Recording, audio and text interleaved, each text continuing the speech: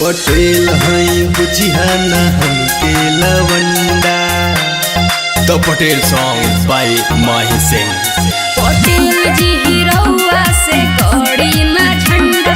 पटेल हई बुझिया न हमके लवंडा। पटेल जी हिरौआ से गड़ी ना झंडा। मोहब्बत के खेल ह न बुझा तू अंडा। बुझाइल बुझाता भी और दिखाता भी। गाड़ के दिखाई मोहब्बत के झंडा। पटेल हई बुझिया न हमके लवंडा। हो जाइबू 5 मिनट में तू ठंडा ठंडा।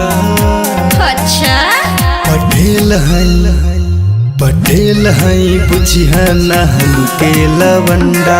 हो गाड़ के दिखाई मोहब्बत के झंडा। पटेल हई बुझिया न हमके लवंडा। हो गाड़ के दिखाई पटेल हई बुझिया न हमके लवंडा। पटेल जी हिरौआ से गड़ी ना झंडा। पटेल हई बुझिया न हमके लवंडा। लाली हमार हो उठवा के लाल हो।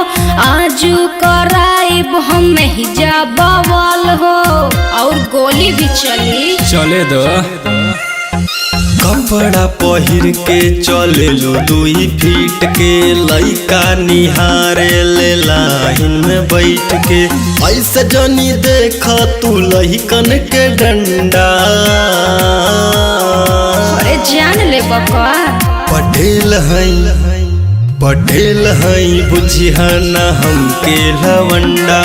गाड़ के दिखाए मोहब्बत के झंडा। पटेल हई बुझिया न हमके लवंडा। पटेल हई बुझिया न हमके लवंडा।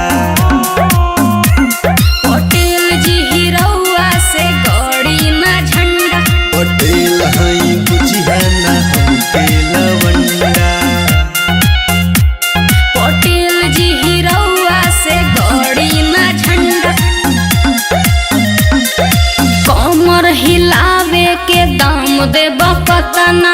हौआ पटेल ना तू बुझा हो अपना। तू अपन बुझा तारा का हो ना हो। ऐसे जे लइकन के नजरी में गड़बू। मरी है पटेल त बैठ के रोइबू। हो जाइबू 5 मिनट में तू ठंडा। आई हो दादा। पटेल हई बुझिया न हमके लवंडा। हर गाड़ के दिखाए मोहब्बत के झंडा। पटेल हई बुझिया न हमके लवंडा।